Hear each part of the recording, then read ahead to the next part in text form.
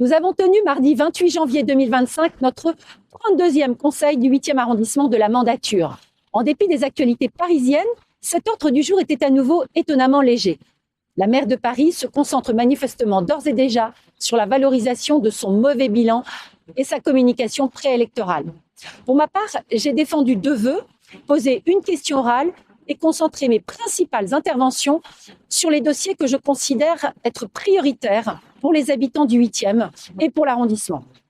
À l'occasion d'une communication de la maire de Paris sur l'acte 2 de la territorialisation des politiques municipales pour une ville du quart d'heure, j'ai d'abord rappelé qu'une simple déconcentration n'est évidemment pas une véritable décentralisation. La maire de Paris déconcentre les services plus qu'elle ne décentralise les pouvoirs.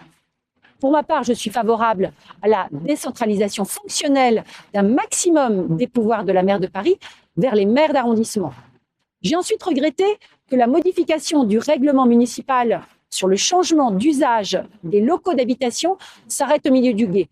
Pour lutter contre la pénurie de logements dans la capitale, il faut à la fois lutter contre les locaux meublés touristiques saisonniers et mener une autre politique du logement social.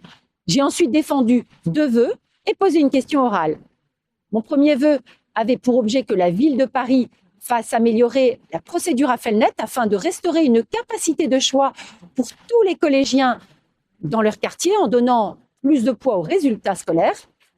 Mon second vœu avait pour objet que la maire du 8e arrondissement expose le portrait de l'écrivain franco-algérien Boualem Sansal sur la façade de l'hôtel Caille jusqu'à sa libération. Nous ne pouvons pas tolérer qu'un compatriote soit emprisonné pour ses idées.